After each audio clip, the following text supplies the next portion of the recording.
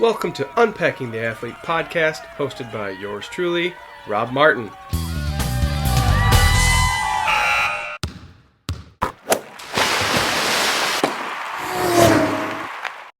Welcome to Unpacking the Athlete, a podcast dedicated to diving deep into what makes athletes who they are. Today's guest, a woman who knows how to ride her bike very well and fast. Here are some of her recent highlights. She was top 10 in the Lifetime Grand Prix this year. She was 4th place at Leadboat. She was also 4th place at Iceman this year. She was in the top 10 in Leadville this year. She was also 2nd at Gravel Worlds this year, 1st place at Barry-Roubaix, and also won Big Sugar this year. What an amazing year in 2022. Our guest today is Paige Onweller. Welcome, Paige. I can't wait to learn more about you. Thanks for having me aboard. Appreciate it. Absolutely. I'm going to get started with kind of a different question, but I'm going to ask you which of these 3 races is your favorite this year out of these 3? Okay. Barry-Roubaix, Iceman, or Big Sugar, and can you tell us why? Oh, man. That's a really tough one. For this year, probably Barry-Roubaix, because it was local. I think there's something special about racing in Michigan, especially as my racing calendar grows. I just don't have a lot of opportunities to race in Michigan. Yeah, it would have been tempting to say Big Sugar because that race was like big breakthrough for me and probably one of my favorite races ever. But yeah, I guess if I had to pick one of those 3 for this year, it would probably be Barry-Roubaix. So yeah. Home turf, kind of, Michigan? Yeah, and for me, I got 2nd last year at that race, and I was still pretty new. So this year, I kind of it set the tone for my season, I think, for me, confidence-wise and where I could compete at. And I had never really raced in snowy conditions like that. So I don't know, it was just memorable, I think. And it's just so special to have family there. I had family there. I had so many close friends, knowing the community. It was more than just the win at any of these races. For me, that environment was so special. So. Yeah. The snow, I had done, there was 2 races, gravel races before that in the series, and I did both of those, and they were both horrible, 33 to 34 degrees and rain and muck. And I woke up Barry-Roubaix morning and I said, I'm not doing this a 3rd time. So I sat it out. Smart man. Yeah. I had lost so many gears, towards the end of the race. I had 2 gears, and yeah, I just remember grinding 40 RPM up a hill, okay, just make it up this hill. Don't walk. It was bad, but made it through. And I bonked pretty hard at that one. And I just remember I think I took 2 or 3 gels right in a row because I just kept thinking, well, maybe if I eat my sugar, I'll feel better. And so many emotions during that one. So did those give you a stomach ache a little bit then? Not usually. I have a pretty strong gut on the bike. I haven't had any stomach issues this year, so that's been good. So how did Barry-Roubaix start? Can you tell us about the start, and then maybe tell us about how it finished? Were you alone? Was there a group with you? How did that go? Man, I feel like it was so long ago, so probably have to reference Training Peaks to really get all the details. But the race in gravel for women is always really hectic because at the end of the day, it's about who stays on to the men's group the longest. And so I was trying to get a good position in a men's group, but it was, kind of carnage, had the potholes that were really bad this year, and it was cold and sloppy. I remember having a pretty good position, made the lead men's group, and then we were about to enter Sager Road, and I knew I had to have a better position going into Sager Road, but I just wasn't as aggressive as I probably should have been. And so I was kind of towards the back of the lead men's group. And I think there was 1 or 2 other women in that group. So I remember thinking okay, well, I need to make a move here. And there's going to be a selection of who stays with the breakaway group in the men. And unfortunately, I dropped my chain at that, the hill right into Sager, as you turn left, it's this tiny little hill. And I went to shift, dropped a chain, and that was demoralizing to me. And so anyways, I had to get off the bike, get the chain back on because it fell to the inside. And then, yeah, basically I was just like hauling through Sager. And I remember passing the girl that was also in the lead group and remember thinking like, okay, she looks like she was struggling. And I had noticed she had maybe was working a little harder earlier on in the men's group. And so I just thought, I was like, I'm going to lay the hammer down and just like push through Sager and try to gap her. And so I caught up to like a few other strong men that were pretty motivated to chase back onto the other men's group.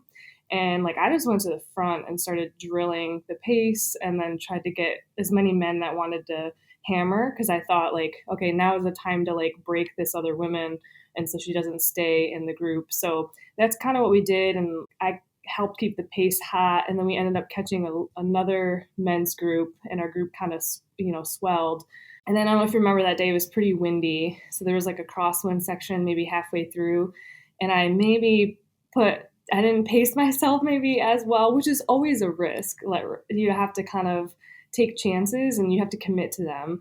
And so I had done that earlier in the race and I had created such a big gap that like later on, I don't remember exactly what mile it was, but like I cracked hard. And it's pretty rare that I do that in a race. I had such a large lead at that point. It didn't really matter. I didn't know that at the time. Like I just kept thinking like, push as hard as you can, eat as many gels as you can, like solo into this crosswind, headwind section. It was just miserable. And I couldn't shift into a lot of my gears. And so I just kept thinking someone's going to chase me down. And that's like the worst feeling. Anyways, thankfully, I just kind of slogged to the finish line and I did win, but I had no idea like where the second place woman was at. And so yeah, it was a lot of like alone time that last, maybe 30% of the race. But for the most part, making that move earlier on did help. And like I said, like there's just a risk at that level. Like I show up to a race to win. And so you have to make decisions in the race that sometimes are risky. And I did the same thing like at Big Sugar. I made a move really early before all of the headwind section. And it was risky, but sometimes it pays off and things line up. It doesn't always work out that way, but you have to at least try in order to get the chance to win. I agree. I just heard that from Alexi as well. And I think it's good advice. You've got to take chances during the race and you got to stick to them. Yeah. Yeah, you have to commit. Like if you're gonna go, like you can't do a partial move, especially at that level, because the people around you are strong too. It's not like you're a magical unicorn, like everyone else is strong too. So I mean I'd like to think that, but at the end of the day, like at the pointy end, everyone is strong. So if you're gonna make a move, yeah, you really gotta make the move and you gotta stick with it. Yeah. Can you explain for those that maybe don't know what the Lifetime Grand Prix is, what it consists of? Lifetime Grand Prix was new for this year, and what they did is they basically opened up applications to anyone to apply, and it was a series of 6 races for this year, 3 mountain bike, 3 gravel races, and 5 of the 6 races were scored, and the top 10 get paid out. And so it was like a very large prize purse. Like I believe the winner got like $25,000 and I was ninth and that ended up being like a $7,000 payout. And so what they are trying to do is they're trying to elevate the level of off-road cycling and cycling in America because the problem here is that road racing in America is, kind of a fading thing. And so a lot of attention is being put into gravel and mountain biking, and they're just trying to elevate that and bring awareness to some of these athletes and give them opportunities. I had applied thinking like there's no way I'm going to get in, and partly didn't want to get in because I didn't really have a mountain bike, and I also like the thought of doing Leadville was like terrifying to me. So I was like, oh, but I that because why not? And ended up getting selected. I was like, oh man, I gotta buy a mountain bike. I gotta actually go down a mountain. And so, anyways, it was terrifying for me. But it honestly, like, it's a great platform to allow people opportunities compete at that high level. And what I love about it is that the women's field has not always been super deep. For example, look at Iceman as a perfect example. They had, I mean, I don't know how many men they had, like 150 plus in the men's pro wave, and then in the women it was like maybe 40. it was like really disappointing. And at the Lifetime Grand Prix events, we're not seeing that. The women's pro field is extremely competitive. It is the most competitive, in all of American racing from what I can see. And so that I have felt has been a huge game changer for like women in this sport, because you really need that competition to elevate one another. And I think that's really, really important. So that's been cool to see. It's also shown that like a multidisciplinary approach is healthy. So gone are the days of like, oh, I'm just a roadie, I'm just a mountain biker. And honestly, like Alexi is a perfect example of that, because he does some road racing because he thinks it's fun, and he also crushes on the mountain bike and gravel, and it's just fun to see, these athletes dominating in multiple disciplines and kind of going about things in a different way than like the stereotypical rigid road programs. You brought up a few different questions that I've thought of with that conversation there. Mountain bike. What kind of mountain bike did you go with? Oh boy, that's like a that's like a loaded question, because my team that I was on this last year, Avis Pro Gravel, we were sponsored by Ventum, which they had, amazing gravel bikes that I loved, but they did not have a mountain bike. So I had to kind of source my own mountain bike. So I actually was racing, my full suspension was a Cube mountain bike. But then unfortunately, I broke that, like the frame, literally like 2 weeks before Leadville. And so I had to like borrow. So a local guy here was like generous enough. His name's Nate. Let me borrow his hardtail for Leadville and Schwamigan. So I went from like thinking I was going to race on a full suspension to like then a hardtail. That was really helpful. And then for Iceman, I just needed like an in between bike. So I was actually just racing on like a Scott hardtail. So yeah, that's kind of like a loaded question, Wow. because I changed a lot of bikes, and I think before Leadville, I rode on that bike like 4 or 5 times. So yeah, not ideal, not the typical like pro mountain biker over here. This year, I didn't have support for my mountain bike races. That was self-supported because I was on a gravel team, and so that was a bit of a challenge for me, like in the equipment side of things. Well, you still made it work, which is kind of cool. Yeah, I you can, have to go slow sometimes. yeah, right. You did go with the flow. Yeah, and I will say, like, I have the community here, like especially locally, has been really supportive. I have a lot of people that, if I just post like, hey, I need this or I need help with this, and Freewheeler Bike Shop has been great with helping me source things that I haven't been able to find and getting options quickly for me.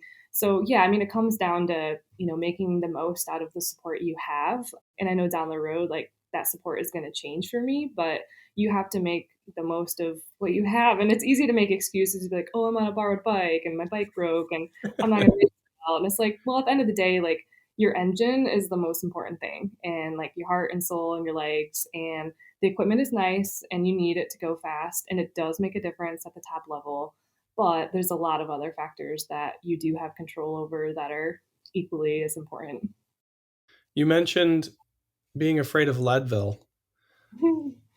So, personally, I've been like, people have said, hey, you should go try Leadville. And I've always I mean, I went and did the Nats in Winter Park, and I literally felt like I could, during the race, go off the side and go right to sleep. I mean, it just felt so, it was the weirdest feeling ever. So I told them, I said, that's higher in elevation. I just don't have any reason to want to do it. So I'd like maybe you to tell me and everyone else how your experience was and what your hesitation was to do your Leadville.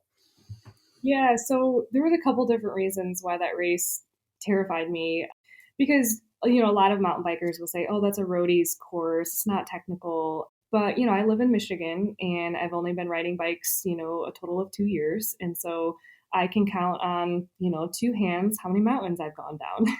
So if that tells you anything, like even though like descending power line seemed terrifying to me, just because I don't have that experience, and I don't have mountains in my backyard to like work at it either. And so that's just been like a barrier for me.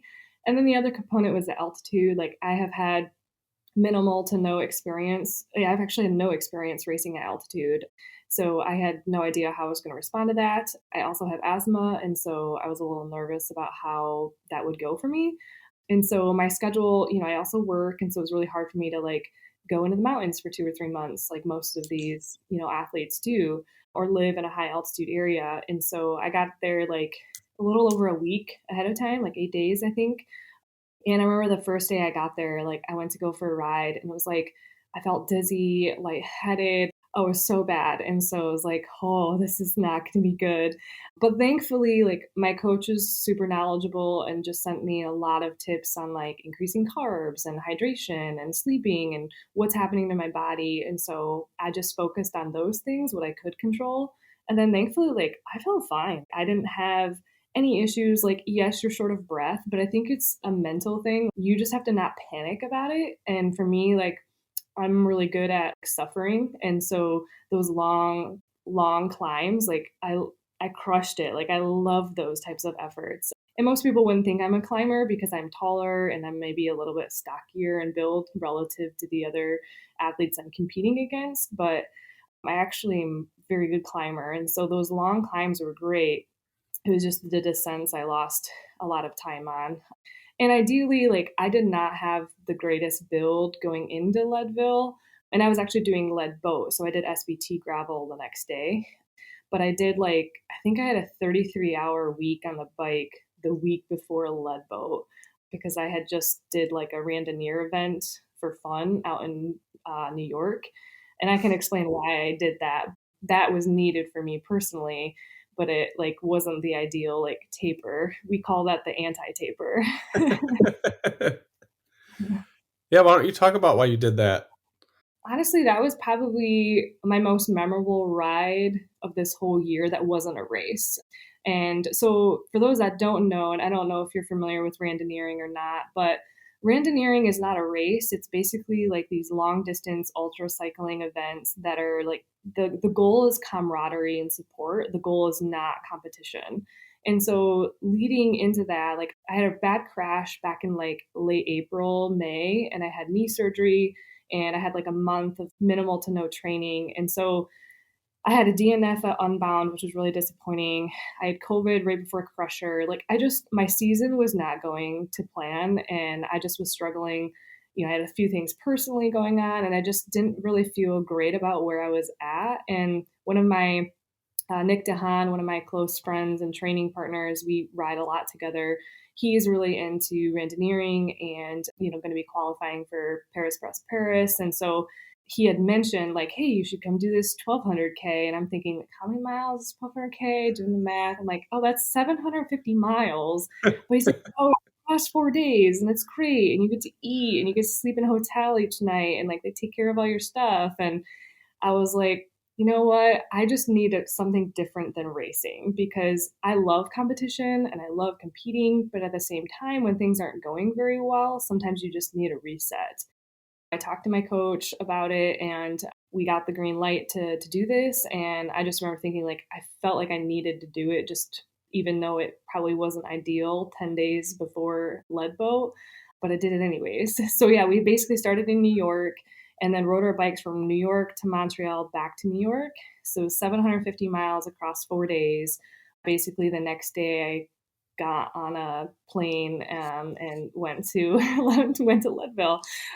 So yeah, that's how it went. But yeah, it was nice to have a different mindset other than racing. And for me, being around that community was so great. Like the people were genuinely interested in what I was doing and like I felt really good about what I accomplished there. And I just remember thinking like, this is why I ride bikes. Even if I'm not winning, this is why I ride bikes. And for me, that mental reset paid off for the second half of my season, even if it was maybe not the ideal, like perfect plan of a taper or whatever the case may be. So, and I knew that I needed to be in better shape later in the season just because of how my season had went, earlier in the year.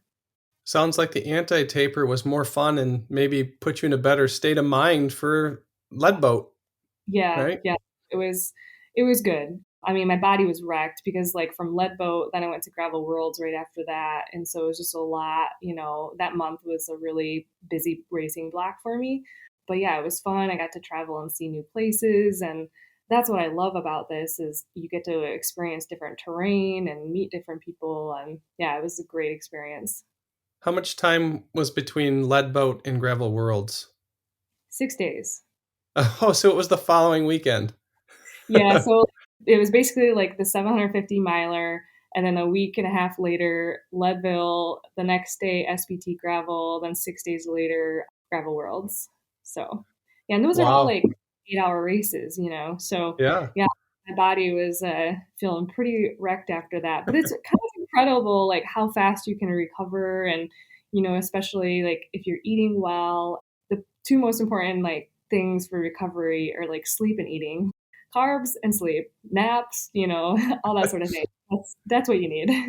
Dang, you just answered one of my questions. Perfect. Can you explain a little bit to everybody about what lead boat is? Like, some people are like, well, what's lead boat? Well, I'll let you explain what that is. Leadboat is like basically the crazy athletes that are just, maybe a little mental that decide to do Leadville on Saturday, which is a 100-mile mountain bike race up at elevation. It's like 10,000 to 12,000 foot. And you gain 10,000 foot elevation within a race. And that's in Leadville, Colorado. And then so after that mega hard day on the bike and race, you have to like immediately start driving to Steamboat, Colorado, which is a couple hours away, and you race like I think it's a 144-mile gravel race with I don't think it has as much climbing, like maybe 8K or something. Don't quote me on that. You basically do back-to-back 7-8 hour days on the bike, and then the cumulative time they score for that. Although next year the race calendars, Leadboat they're on different weekends now, so they're like a week apart. So that's going to be a little bit different. I think most people will be able to do both now that they've separated them. This year was back to back, the Leadville and then Steamboat, and then so next year you'll get a break, a week. Yeah, I think they'll be a week apart. Yeah. Wow. Mm-hmm. Can you talk about Gravel Worlds? Where was that at, and how did the race go? How did it finish? Gravel Worlds, that was a very frustrating race for me. I don't know. I wrote a blog about it. I don't know if a lot of people have read that, but that know, what happened. But so that was, I ended up finishing second. Unfortunately, there were some verbal tactics and verbal intimidation that were used by the, Cinch team owner, manager, whoever he is. And it kind of ruined my race, so to say, or I allowed it to dictate how I raced. So what ended up happening was I was in a group with Lauren DeCrescendo was up the road.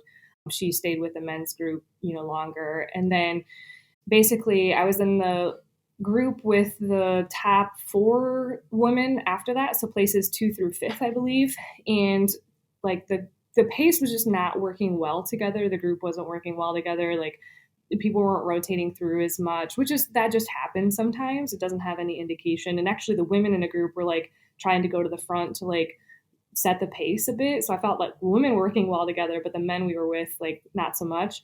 So I found that frustrating. But then like on the side of the road, I saw one of my teammates had a flat.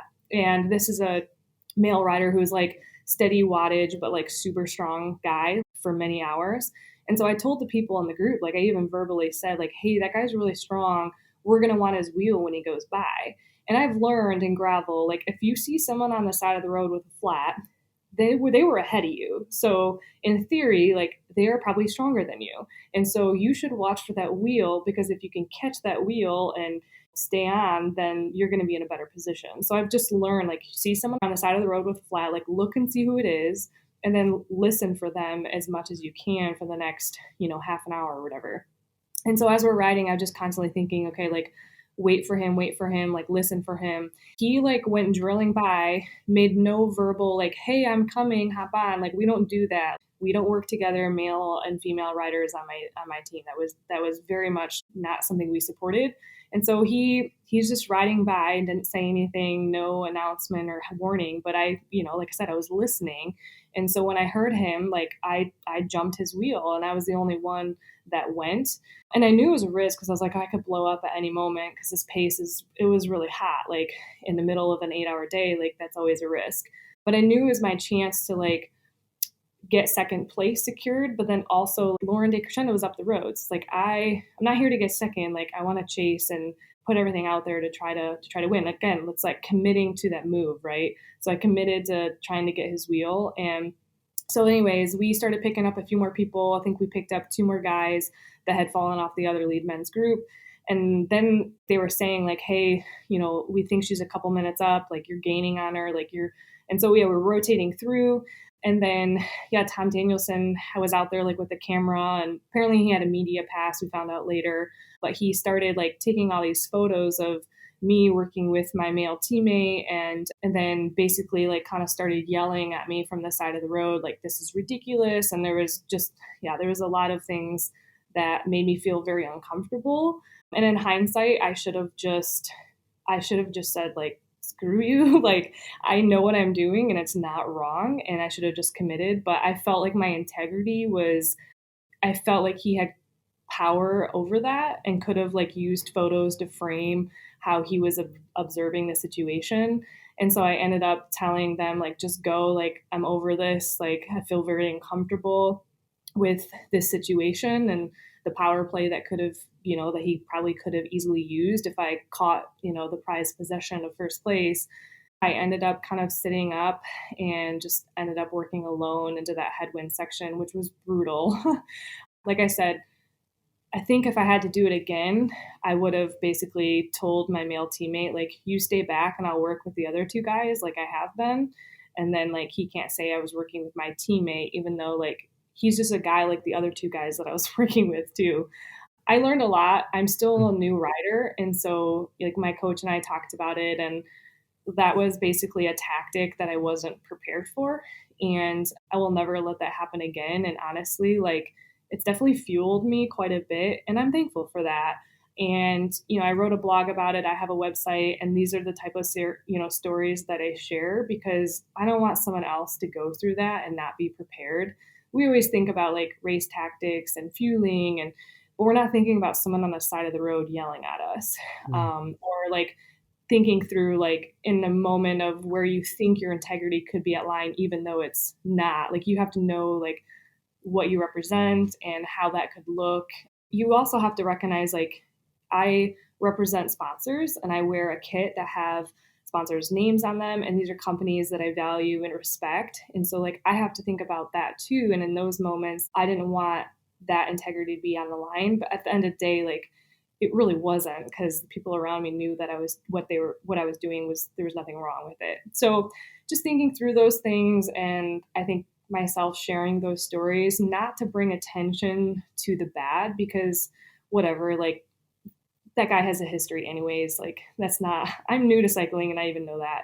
But at the end of the day, we have to be prepared for ourselves and what that looks like in other scenarios. And that's applicable off the bike too. Like that kind of stuff happens at work, in social settings, especially for females. And so it's just helpful to share that to grow as cyclists, but also, as people. I agree. That frustrated me, that story, because he didn't stay back to pull you away. He had a flat and you took advantage of the situation and went with him and then got some other guys. That's racing. Right. I mean, well, the thing is like Lauren had started with a camelback and she didn't finish with one. And so like you're not supposed to have any support. So you either like, do you just throw that away? And apparently it was thrown into a trash can.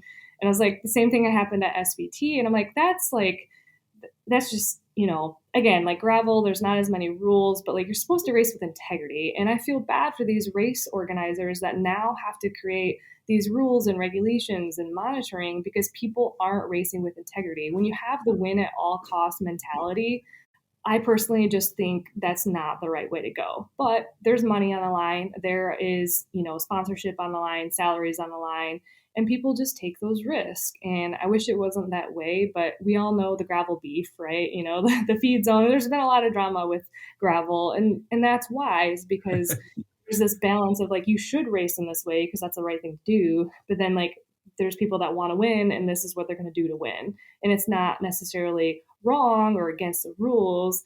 I mean, sometimes it is, like throwing your camelback. I think at the end of the day, like, gravel still has a lot of room to grow and develop, and these are some of the growing pains that we're having. Well, I'm guessing if you could go back, like you said, you would just stay in that group and make it work. Yeah, I Yeah. would smile and maybe, throw up a hand and I would just keep crushing souls. Right? So, yeah, Go, you go like, to the front for a while and give them a wave. Hey, I'm at the front, buddy. yeah, well, that's the thing. Like, I was at the front, but I swear every time he was there with the camera, my teammate was on the front, and I'm like, I just did a pull, and so it was just funny because it's like I know that, but he Yeah. doesn't, right? And then with the camera and having that control to like frame that situation, yeah. So it was just funny, like how that worked out. Changing gears a little bit. Do you have a normal job? I have two jobs. I work as a physician assistant, so I'm a PA. And so I was working full time up until the beginning of this year, and then I work part time. So I work like zero point 0.5 hours, and I'm in the emergency room right now. And then I also own a coaching business. Prior to becoming a cyclist, I was an avid runner, elite level runner, and then I also coached. And so I've been a coach for like 7, 8 years now. I started my own business 2 years ago, or I guess, yeah, a year and a half ago, and just solely take cyclists now. So, Perfect. That's yeah, cool. that work has allowed me to have mobile work when I'm on the road, which is nice. And quite frankly, it's just fun coaching other Yeah, people and trying to encourage them and just being a mentor for them. That's very rewarding for me. I agree. What's been your favorite gravel bike along the way? I'm pretty new, so I haven't had a ton of gravel bikes, but I love my gravel bike this year. It was great. I was on the Ventum GS1, and it was like a lilac purple, like very pretty bike. It's responsive. That was a great bike for me. Okay. Speaking of being kind of a newbie, how did you get introduced to the sport and how did that happen? I was a runner, ran in college, Division II at Ferris, and then kind of the typical story, like, oh, I got injured a lot, and so I picked up a bike. And so it was 2 years ago, the summer, yeah, summer 2 years ago, 2020. I just started biking as a form of cross training because I was kind of sick of getting injured and I wasn't able to like do the mileage of running that I wanted. And so I just started riding my bike, bought like a $150 bike from a coach. It was like a 3 by, like super heavy bike, and probably like one of my most favorite bikes because it's pretty sentimental to me. And I like ended up Everesting on it on a whim, like after like 6 weeks started riding a bike. And that's when I was kind of like, maybe I'm good at this biking thing, but I was still pretty motivated. I had some running goals. I did an ultra marathon in the Grand Canyon that fall, and so I kind of stopped biking for a while for that. And then that winter, I ended up getting a Zwift subscription, and I started Zwift racing. And that was the first time I ever saw like power, and the first time that I ever raced on a bike. And I'm just like a really competitive person, and so I remember the first time, like I had no idea people like went full gas out of the gate, and I was like, what is this? And I got dropped hard, and so every week I just kind of like, in the Zwift racing series is like you get to do like a week at a time, or every week you get to do another race. And so I started doing that, and then all of a sudden I was winning the community league races, and people were like, "Wow, your power is really good." And I was like, "I don't know what any of these numbers mean." I was like, "Thanks, you're being nice." But then I ended up getting recruited to Team 2024's esports team. So I got recruited to do esports with them and time trialing just because of my raw power. Last year was my first year racing bikes. And then I kind of got the itch a little bit to try the outdoor stuff. And so I signed up for Gravel Worlds last year. So Gravel Worlds 2021 in August was like my first mass start bike race. And then my first ever bike race was like that March, just doing like a small Dirty 30 when they still did like COVID waves. So I don't really count that as like a mass start bike race, but that was my first time like racing a bike outdoors. It's crazy to hear about people transitioning. And I'm thinking about running. What kind of running injuries were you experiencing the most? Yeah, so oh boy, I had a lot of running injuries. I That'd be like a whole other podcast. Yeah, unfortunately, I really struggled with RADS or female athlete triad.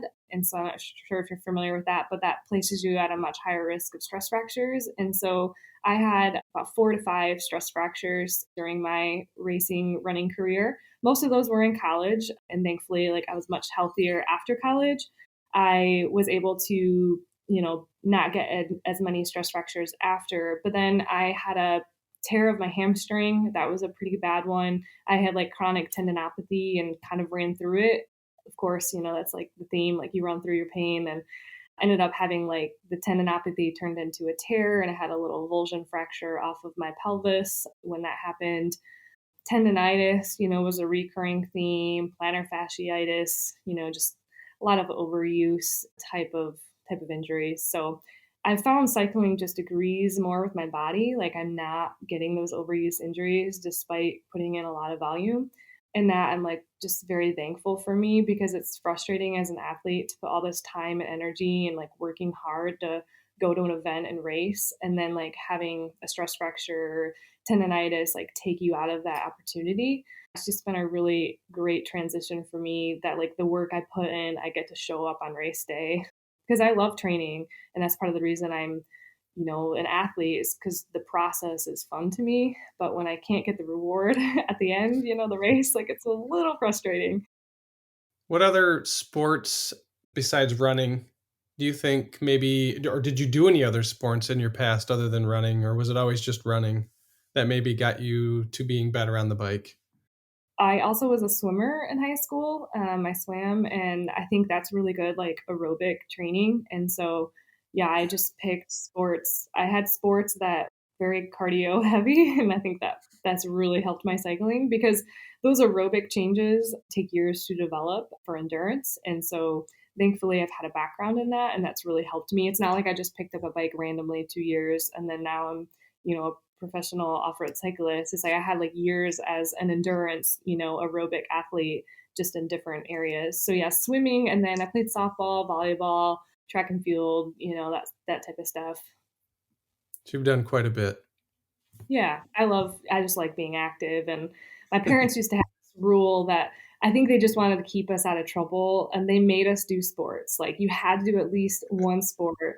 And so that was just kind of like, fun as a younger kid to try different things and see what I like. And I was the youngest of three. So I was like, oh, what are my sisters doing? And I think I'll do that too. And so, yeah, it was just kind of fun to experiment and not have, my parents weren't athletic per se. And so it's not like I had cyclists that were, my parents, or runners or anything like that. It was kind of like what I wanted to do, which was healthy and nice.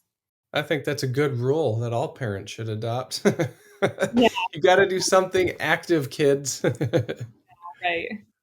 Speaking of kids, where did you grow up? And maybe what high school did you go to? I went to Lapeer East High School. It's over on the east side of the state, over in the Thumb area. And then from there, you went to Ferris. Is that where you went? Yep, went to Ferris to run cross country and track. So I was there. I got my bachelor's in nuclear medicine technology. And then basically right after that, I moved to Grand Rapids and I went to PA school at Grand Valley State University. That's solid.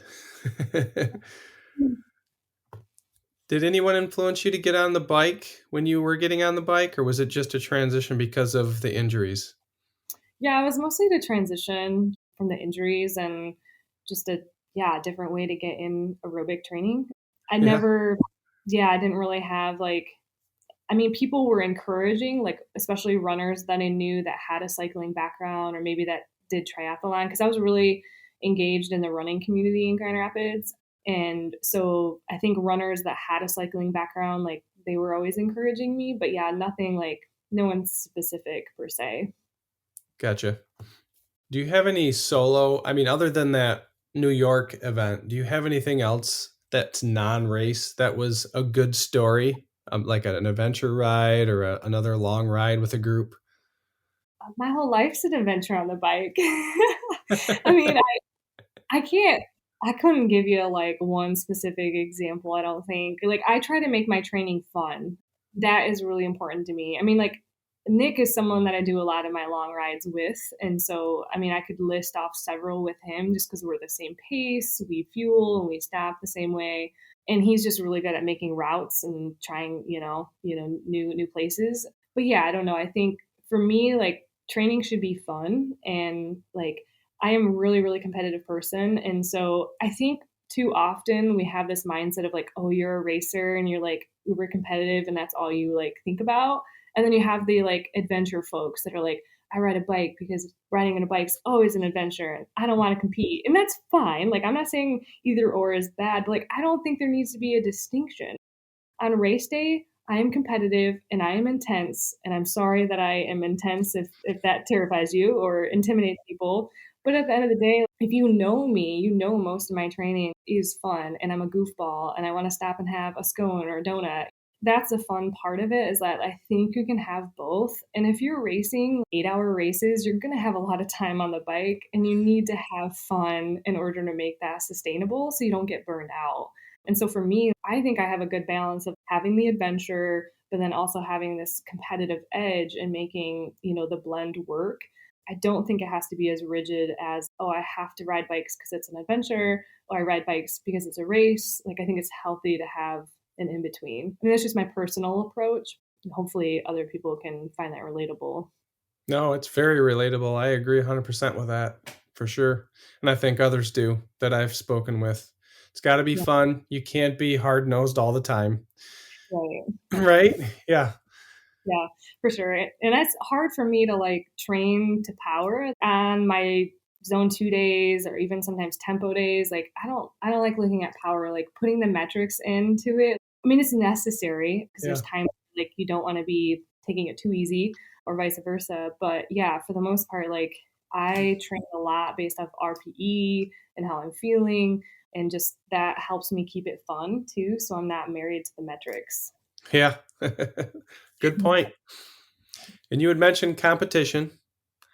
Who's been your biggest competition along the way? And maybe take us through a race where you went head to head. Honestly, I'm still learning like who my competitors are and because I'm so new, like I don't know who these people are. I like to race and I want to win regardless of my competition and that's just because I'm really competitive and I'm learning throughout this, like the Lifetime Grand Prix series is the race course really depends on the person and who's gonna do better there, right? And so I know the races where I will excel, and I also know the races that I'm probably gonna struggle. And with that, you also have to learn your competition and who your competition is in regards to like what their weaknesses and strengths are. And so I've spent a lot of this year dedicated to studying and learning that. And so, I mean, the easiest answer to that is any of the women in a Lifetime Grand Prix series, the top 10 women, that's going to be who my competitors are. But yeah, I don't know if that's kind of have like a one person that I'm like always gunning for. It's like, it is competitive at this level. Any of those 10 ladies or, 15, 30 women that were selected, like that's who I'm racing against most of the time. Do you do any strength training in your routine? Yeah, yep. So I do, especially like right now and probably into like base season, I do lifting 2 or 3 times a week, squats, deadlifts, that's that type of thing. And then even in season, I'm a big fan of mobility and just body weight exercises and core and low back. Cycling is very much like a, one direction. Like you're not moving a lot. It's like one position and like you're not opening up your hip flexors, your back and your shoulders are tight. And so I do a lot of mobility and just band work. I have these jungle band, I think they're called jungle bands. They're kind of like TRX bands. I can travel with those. I just need to put them on a door and then I'm able to do like back, core, low leg, that sort of stuff. That's if it's like the TRX, that's very portable and you can take it anywhere, especially being Yeah, on the road. that's important is it has to be mobile for me to get it done. Yeah. Let's say you had an A race coming up, gravel race. Maybe not like a ridiculously long one. Maybe take us through the week and what you would do that week on a normal week, not like on a off the wall anti-taper week.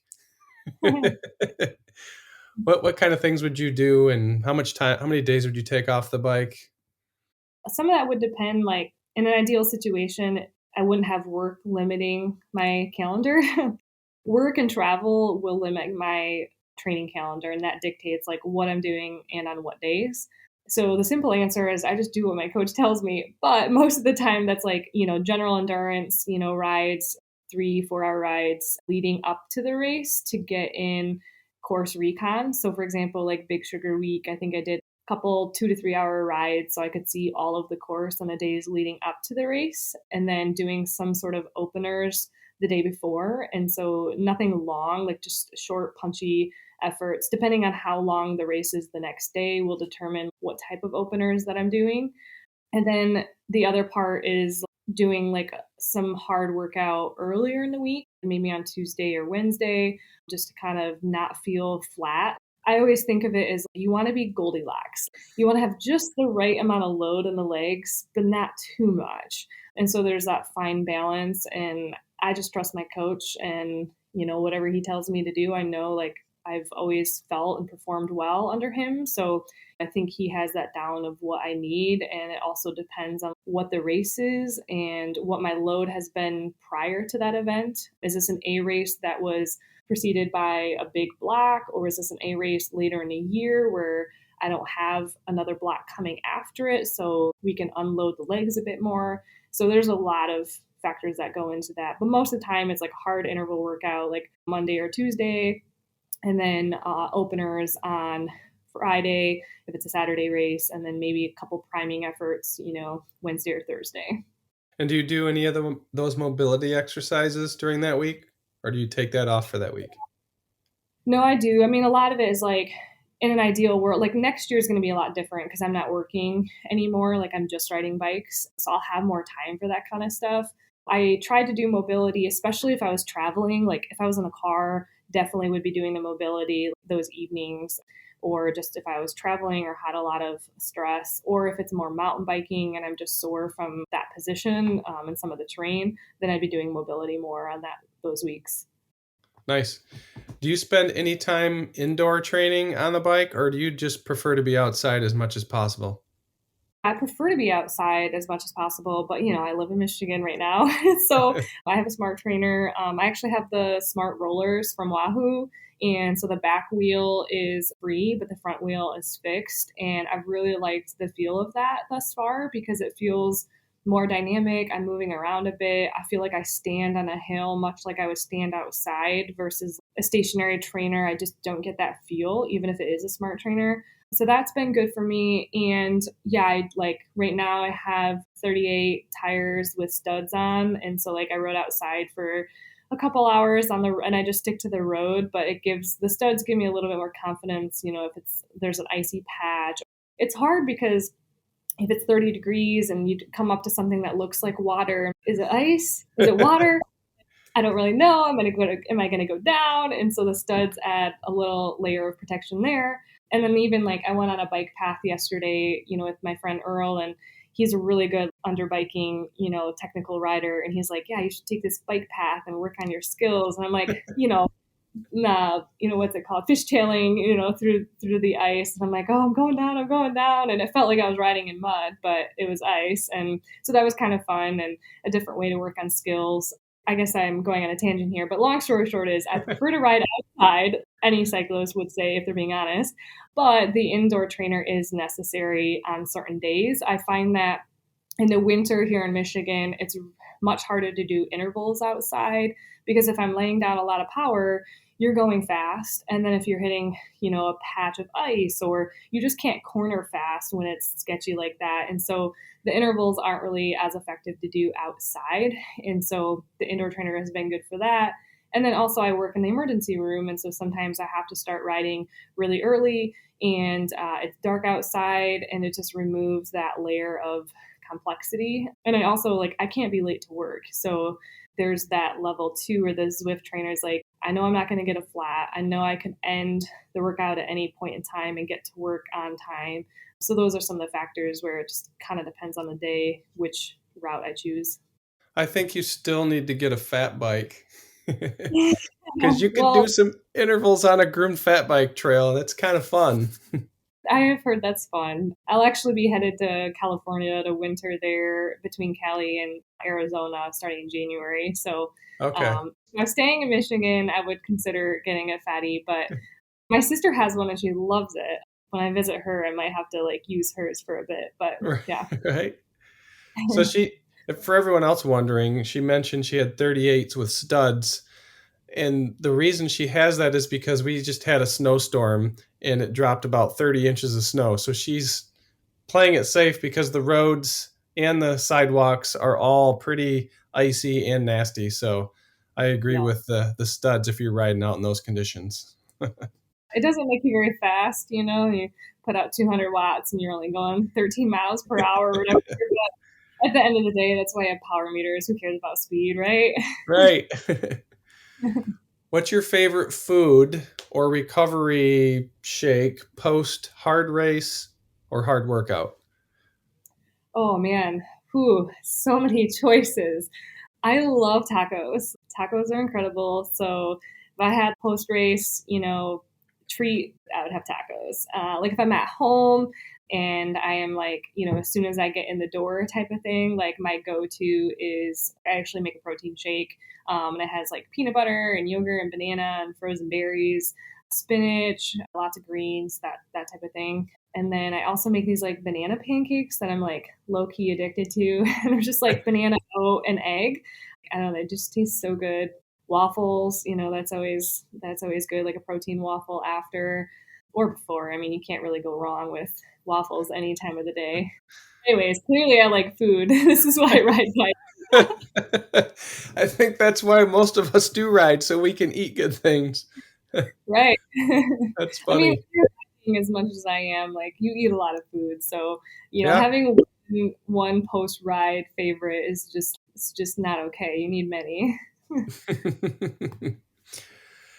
For recovery, also, do you do anything else? Do you have any devices that you use? Any exercises, stretches? Oh yeah, I mean, I have like a whole recovery bin. My workout room has like a whole corner of recovery tools. I mean, I can go through all of those, but my go-tos are like my compression boots. I wear those pretty much every night as long as I have time. So the recovery boots are nice, and I honestly think it's because a lot of people that are like me that are like really motivated and energetic and high strung, maybe they have a hard time sitting down and relaxing, which is a really important part of recovery. And so if you look at the data and the evidence for the compression boots, like it's actually not that strong. But I think the point of the recovery boots, for me at least, is it's getting me to relax and like get my legs up. And so that's been a huge component of like my daily routine, especially when I'm training a lot, is wearing the recovery boots. They feel good for me. And if I feel good, then I'm going to ride better. They get me off my feet and they get me to relax, which is good. So that's a big one. I also have like a massage gun. I have like the orb. I have foam roller is another key one for me. Like if I have a problem area, the foam roller is great. But yeah, I mean the number one recovery tool that I have is like my bed, sleeping. So hopefully I have more time for naps next year and that sort of thing. But like sleep is by far the best recovery that any athlete can make more part of the routine. Yeah. So definitely schedule in your sleep. I agree. Yes. Try to get your 7 to 9 hours, whatever works for you. I know everyone's a little different. I know personally too, I like the recovery boots because it does force me to go get my legs up, right? Yeah. Yeah. Otherwise, I'm always busy doing things, kids, my own stuff. And if I set time aside, I can go put my feet up, I can put those on, and I can kind of relax. And like you said, they make me feel better. My legs feel better. It does something for me up here, and Yeah. it may be just that little advantage that makes me better the next day where I'm like, okay, I feel a little more ready for the day and I can do whatever I need to do. And then the foam roller too, for me, I've got a problem spot in my right glute that is pretty frequent, and that foam roller really helps out with that and loosens that up. And without the foam roller, if I don't use it, it just completely tightens up on me. So Yeah. yeah, I like the foam roller as well. Very good. What is your favorite interval to do on the bike, or what type? Do you like short intervals or do you like longer intervals?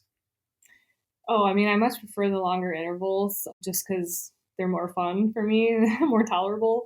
The short intervals are just really hard.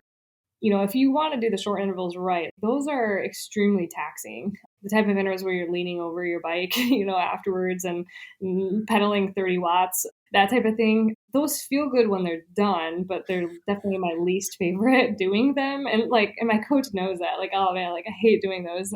But probably my favorite intervals, I actually love VO2 intervals. Most people hate them, but there's just something about them. Like you really have to be very mentally engaged in order to produce that power for 3 to 6 minutes or 8 minutes, whatever it is. And yeah, those are by far the hardest. And I think it's also a challenge because sometimes you are working so hard at those VO2 intervals and like your legs cannot produce the power anymore. I've had that happen and I'm like, well, I have to be okay. Like I brought what I could to the table today, but like the power's just falling off and that's what happens. And so yeah, I would say the VO2 workouts just because you really have to be committed to those. And I get like amped up for them. Like, sometimes I'll do a little bit of caffeine in my drink mix like I would for a race. It's just kind of more race like for me on those days, just because I have to be mentally engaged and that's fun for me. As a coach, what do you feel for endurance athletes, running, cycling, swimmers, whatever it may be, is the biggest waste of time when people are training, or what do you think could hurt people the most that they may do in their training?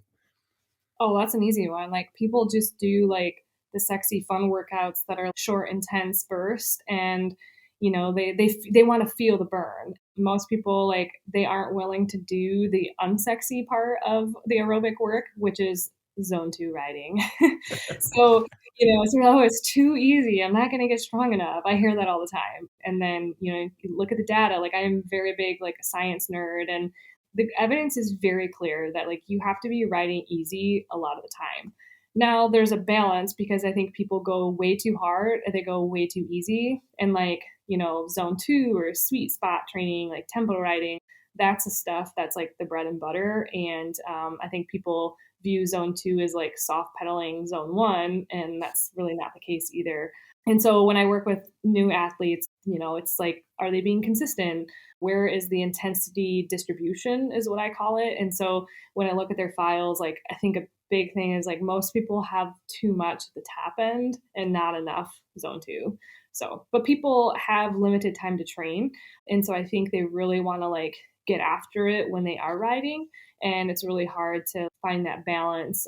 Say, well, I'm only doing an hour or two really hard this week and the rest is easy. It's just not enough. So, but they're probably wrong. I've said this before too, but I've got so many people I know just go too hard too often, and they could be so much faster if they just did that zone two. It's hard too because then you have trainer road workouts and you have like these articles that are written and this quote data that they're showing. But it's like if you actually look at it, it's either not sustainable protocol that they're testing or it's like a short term improvement in non-trained athletes. And so like that data is irrelevant for most people that are riding bikes for, several years. I think it's just hard because they want a fast, immediate result, and you feel the burn on those quick intensity, short efforts. And it's our society's instant gratification, and that's just what we're trained to do. And I think it's easier for us to choose that option versus like the less sexy, like zone 2 days. Yeah. I like how the sexy versus non-sexy. That's funny. That's how I refer to it because it's appealing. It's like, It oh, is. we want that short stuff, and yeah. If you could spend personally 1 week training with another athlete or coach, who would it be and why? I would pick my own coach. Like he's just so knowledgeable. I don't know. I feel like I mean, I know I'll work with him long term and it's just like why not get more knowledge when I can? Yeah, I don't know. I feel like I would learn a lot just like with a whole week dedicated training under him. And he also learns more about me during that time too. And that's just going to set up our coach athlete relationship down the road. But honestly, mostly because I'm always like intrigued by how much he knows and the experience that he has. And so, yeah, if I was going to pick any coach, it'd be my own coach.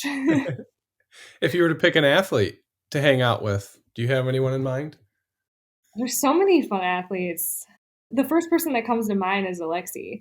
He's been a great mentor for me this last year. And I think he does a really, really good job of like he's a pro level rider that's competing at an extremely high level, but yet he still makes it a priority to like his main focus is to impact people off the bike.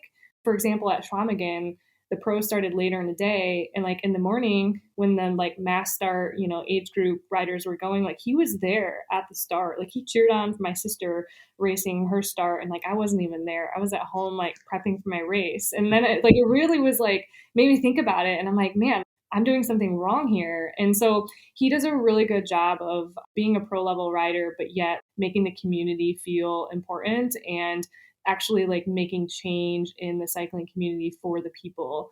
I would love to like be a fly on his wall for like a week to see how he balances things. And I just have a lot of respect for him too. So if I had to pick someone like that was a rider, it'd probably be Alexi. And like I said, like he's just been super helpful for me this last year. And, he got me connected with my coach as well. And he always wants to help people. It doesn't matter who you are. And I just think that's so respectable, especially because he's busy. He may not act like he is. He's always really responsive, but we all know that man is way busier than he lets on to be. I'd say that's a great pick. Good Yeah. pick. Yeah. Do you do anything pre-competition to get yourself ready and motivated? Do you have any rituals or routines? There's a few things. So before any race, I always make like a race plan and I write it out in Google Docs and it's very detailed. Everything about like what the morning is going to look like, the routine, the schedule, well, how I'm going to fuel, what the race course is like, what the weather is going to be like. I break down my key competitors like individually, like what to look for. And so I would say the race morning, I wake up, get as much food as you can in 3 to 4 hours before, start getting the coffee, and then I just looking over my race notes and race details to really get my mind like remembering key selections or course details that I need to be aware of. And so I'm just keeping my mind busy on those things. I don't have like a really rigid plan on the race day because that just changes so much based off of where I'm at. And then also like what support I have at that race. Some support, some races I have a full support team there and, that makes things a little bit simpler. But then there's other times where like I don't have anyone there and I have to like get my own warm up jacket back to my car or whatever the case may be. And so my routine's going to change depending on what the race is, how long it is, what the weather's like, who my support people are. But yeah, I would say the biggest thing is just getting in, my typical breakfast. I always eat the same thing and, look through my notes. And yeah, that's the fun part. That's the hours that I'm looking forward to. I get excited. What's your pre-race breakfast then? Oh, the banana pancake, of course. Okay. With peanut butter and honey, maple syrup. Yeah, lots of maple syrup. Got to get those carbs in. And do you make the list so detailed to take some ease off your mind because you've got it on paper and you can see it? Or is it just because, I don't know, what's the reasoning there? I think the reasoning is like if you have thought through all the possible details and scenarios, you're going to be more prepared on race day. And I think that's really important for off road cycling, particularly gravel and mountain biking, because the terrain is always changing based on weather. So you could pre ride a section of the course and it will look nothing like it on race day. And so going through like every possible detail helps you to be prepared for the unexpected. No one thinks clearly when they're going hard. And my coach reminds me of this. Like, you won't be thinking clearly when you're like struggling with like a max effort. And so you want to have your thoughts in line ahead of time, because then you make those decisions in a more effective way on race day. So I think that's really important, is trying to think through so many different scenarios. Knowing all these details ahead of time is really helpful. And then I found just the act of making the list and making the plan helps me go through all of that. So it's not so much like I'm memorizing the plan and I have to stick to this plan. It's more about like writing it out, going through the details, understanding the course. It's the process. And that process is fun to me. I love details. Like anyone that knows me knows that like I have an endless list of, I just like making lists. If that was a hobby, that's a hobby of mine. So that process is fun to me. I enjoy it. So that's, just going through those details to be more relaxed on race day. But at the end of the day, like it's just fun for me. As Yeah. odd as that sounds. No, that makes sense. I make lists. I just wanted to maybe dive a little deeper into why you did, and because yours is a little more detailed than mine, and maybe I should start incorporating more of that course in competition details into my notes and looking that over. I don't know. Just something to think about. It's still hard because it just takes time. And I think that is a big limiting factor for many people. I think it's really easy to assume like, oh, these pro level riders, if they aren't working, like, oh, they just ride their bike and that's fun. But it's like, no, like these details take hours upon hours upon hours to really nail down. And I think like that's not as I don't think it's well understood, because it's also not something that like we're going to openly share our plan, right? I'm not going to sit here and tell everyone this is exactly what I did to win Big Sugar, because that's private information. But at the end of the day, like I think people probably, if I were to guess, they underestimate the amount of time that it takes to nail down those details. Yeah. Thinking about next year, are you planning a similar race schedule, or are you maybe changing some things up? What's that look like? I have most of my calendar set for next year, still working out some details. It'll be similar to this year. I'll probably apply for the I will apply for the Lifetime Grand Prix series again. So, those 7 events. And then I'll do a few other high level gravel races. I'm going to do a couple road races for next year just to get that experience in tactics with road racing. And with that, I'll do a few time trials as well. So that's kind of similar to this year, That's but plus cool. the road and TT events. Looking at gravel races in Michigan, if you had someone that was beginning, what gravel race would you recommend that they start with? That's just a good gravel race in Michigan that you think.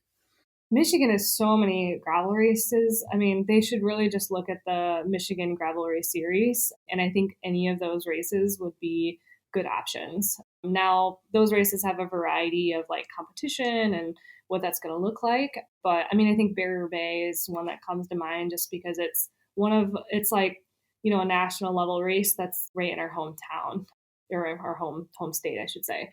That's a good one to give like kind of a bigger race feel, but yet still grassroots. But yeah, any of those Michigan gravel race series are good options. I love that BWR is coming to Michigan now. So I did that race this spring, and then John, who's in charge of like the Moment Festival up there, he does a really good job. So I think that's fun that they're bringing in like mountain biking and just like a whole festival around different disciplines for that weekend. So that would be another one that I would have people add onto their calendar. There's races every weekend, it feels like, and lots of good options. Did you do the mountain bike race at Moment? No, I did not. I was kind of prepping for Big Sugar. It was like one of my big key A races, and so it just didn't make sense for me to do that. So that was more of like a training. That weekend was more of like a training race and just had fun in my home state. I had family there. It wasn't, it was kind of like a late season add on because they had announced that race like not that early in the year, I guess. And so it was, like I said, more of a add on, have fun, experience what the race is like and just be a part of the community. Yeah. If you were to give advice to younger athletes, what would that advice be? I would tell them to stay curious.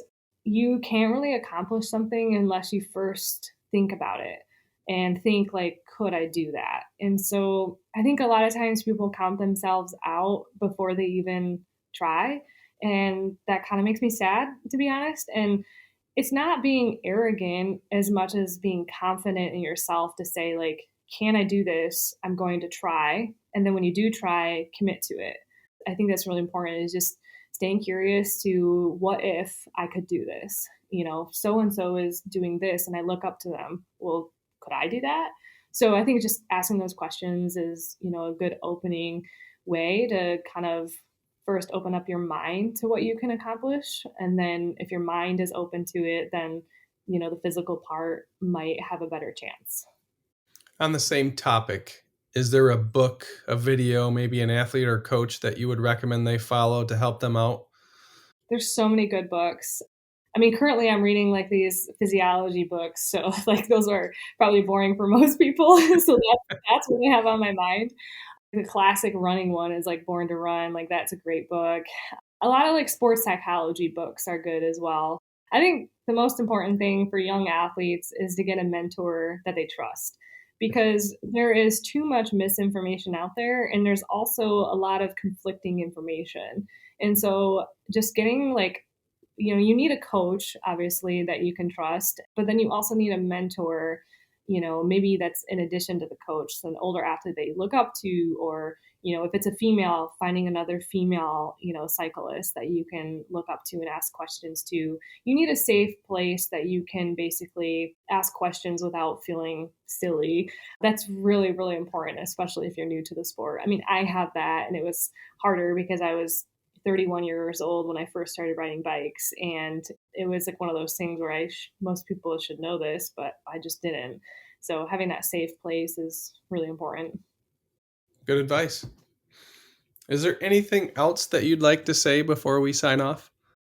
I don't think so. Yeah, I appreciate you having me on board, and thanks for what you're doing. Yeah, I appreciate you coming on. Where can people find you on the web if they'd like to connect with you? They can follow me on Instagram.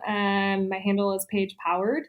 And then I also have a website, www.pagepowered.com. And I put up like post-race blogs there and like race calendar, and results and stuff as well.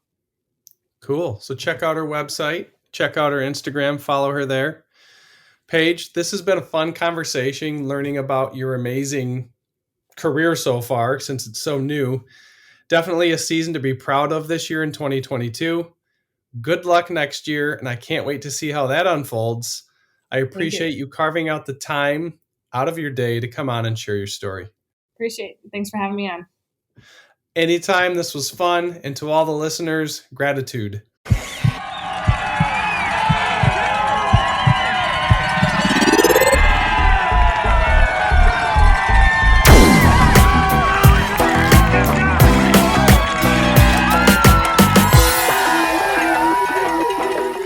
You have just listened to Unpacking the Athlete.